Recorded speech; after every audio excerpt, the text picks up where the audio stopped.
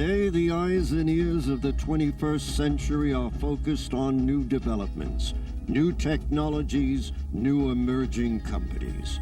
We're on the scene to bring it to you as it happens. We anchor from our new studios in Los Angeles and then go out all over America to get to the heart of the story. I'm Bert Tenzer. I'm Bella Shaw. I'm Doug Llewellyn. I'm William Shatner, and this is Heartbeat of America. Our show focuses on corporate America, its stories, its drama, its breakthroughs. We'll be going out today to report on an organization that is impacting our lives and shaping our future. An organization that truly is the heartbeat of America. The 21st century is upon us. It is the century that will be taking us further and further into space in search of other life. But there's a whole lot more happening in this century right here on Earth. Exciting new concepts and technologies are revolutionizing the world of business, science, and medicine, and forever changing our way of life. We'll be taking a look at that during our interview with today's guest. So stay with us as we begin this edition of Heartbeat of America. Now, over to our media desk where today's story is about to unfold.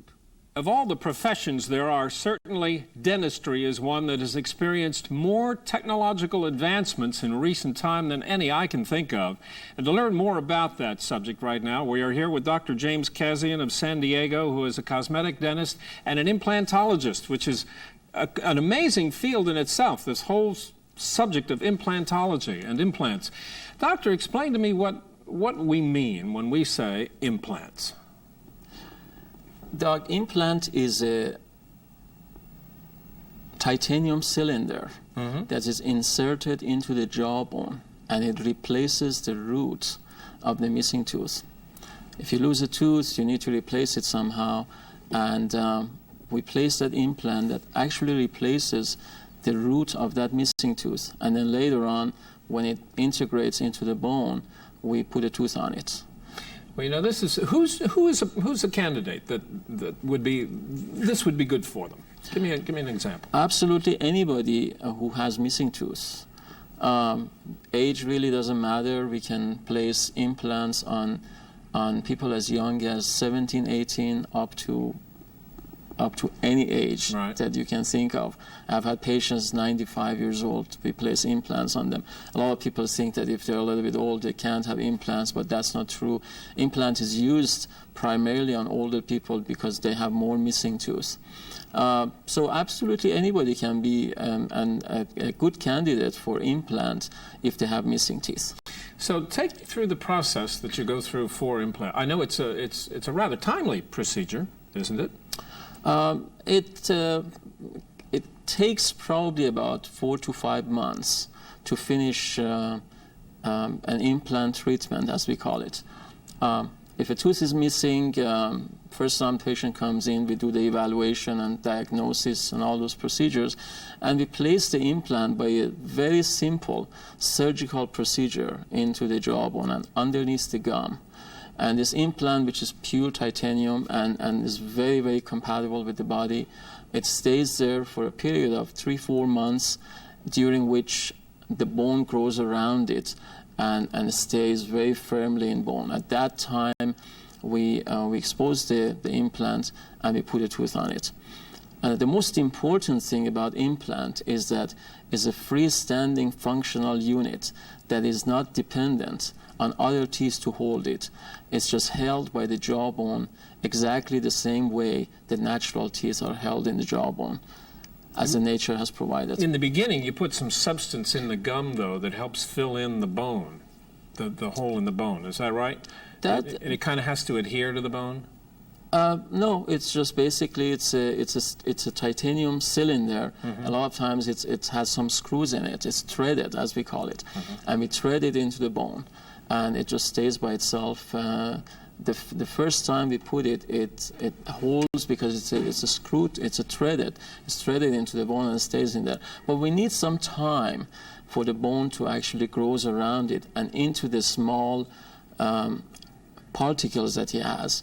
and make it really firm. At that time, it's ready to be loaded, as we call it, which we put a tooth on it and becomes functional, and you can start chewing on it.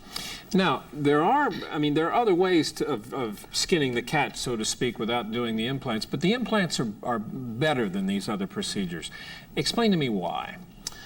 Well, if you have a missing tooth, your options are get an implant or get a bridge, and in some instances you can get a denture. Let's look at the dentures. Most of us probably have seen a denture. We know how it looks like. We've seen them advertised on TV, that's for sure. Absolutely. They advertise the adhesives to hold the dentures. To hold the dentures. Yes. They are very bulky, as you know.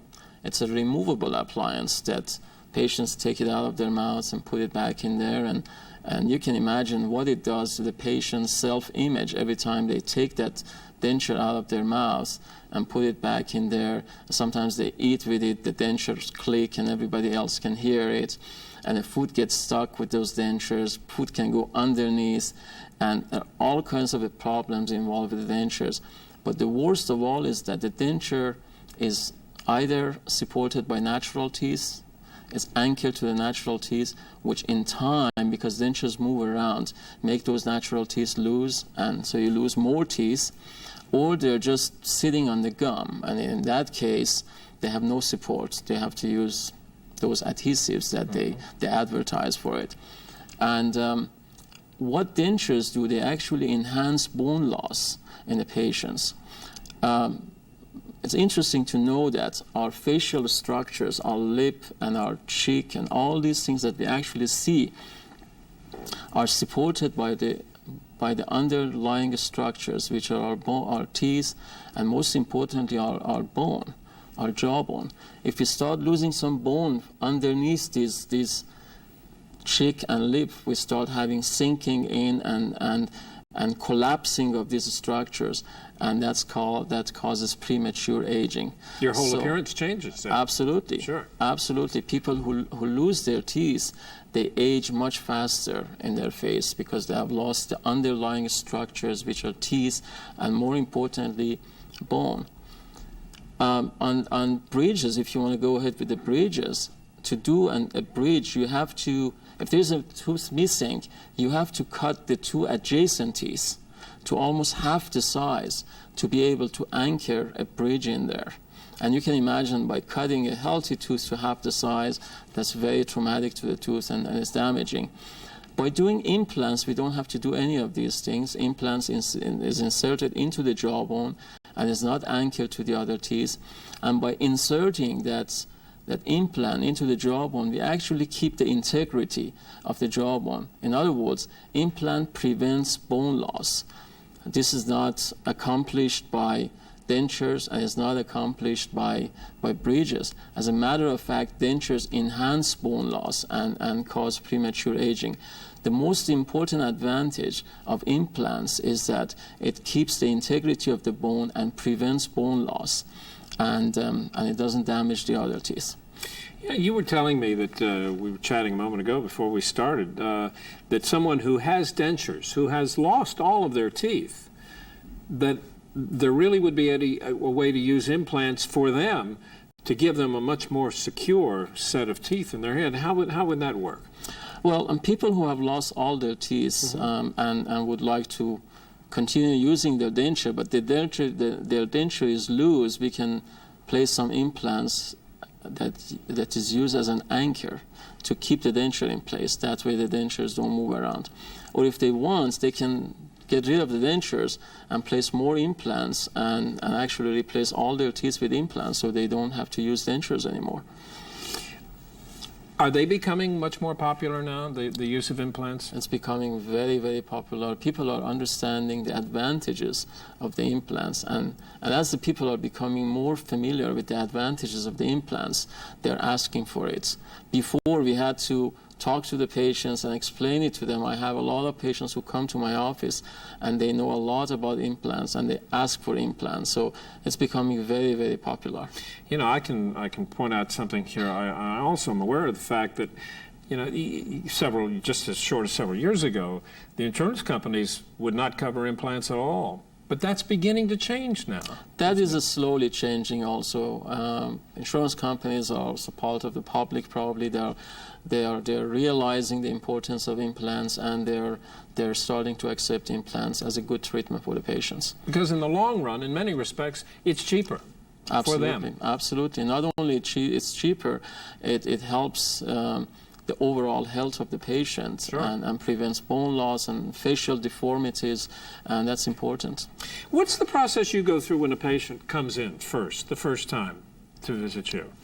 The first thing we do is evaluation, identify the problem of the patient, of course taking the radiographs and see how much bone is available, and we set a treatment plan at that time. And when we want to place the implant, implant surgery is a very, very simple surgery that is done in the office, in a dental office, and in most cases, almost all the cases, under local anesthetic. If one implant is placed, it usually doesn't take more than half an hour, start to finish. It's a very, very comfortable procedure. We basically open the gum a little bit and place the implant in there and close the gum, and the patient can leave. Implants slips in the bone, and there's no function there for about 3 to 4 months. During that time, it integrates into the bone. Bone grows around it. It becomes firm. Patient comes back after 4 months, and we put a tooth on it. It's a very simple procedure.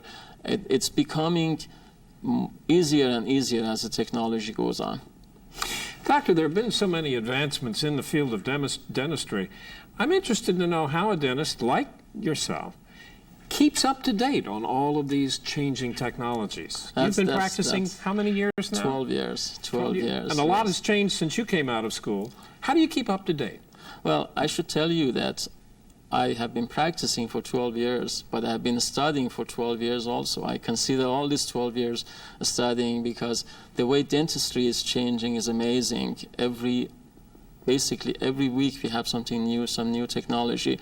And it's really important to keep up with all this technology and stay on the cutting edge. How do you do it? By spending a lot of time going to the seminars, reading books, and getting together with the colleagues and learning from each other, teaching him and learning from him.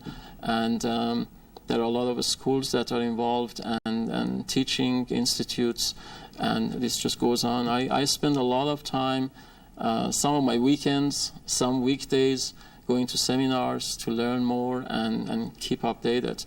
It's very time consuming, I should say, but it's worth it. I can always provide the top technology, top treatment for my patients. It's rewarding for my patients, it's rewarding for me. You know, I was just going to ask you, and it's a very difficult field, but is dentistry, especially even cosmetic dentistry, is it a rewarding experience to practice? I think it's very rewarding. I think I feel the same way as a painter feels after he finishes a masterpiece. When I finish a cosmetic case and it's done and it's finished, I always take before and after pictures. That's a very good way of looking at it. And when I put the before and after look at it, I say, my God, I did that. It's great. It's amazing. It's very, very rewarding. And when I see a patient happy and satisfied and goes around and tell everybody, these are my teeth, that's very rewarding. Doctor, interesting indeed. Thank you so much. Thank you. We appreciate it. Thank you. Well, that's it for this edition of Heartbeat of America. We'll see you next time when we return with another story that is the heartbeat of America. Now for a final word from William Shatner. Well, that's it for this edition of Heartbeat of America. I'm William Shatner. Thanks for watching.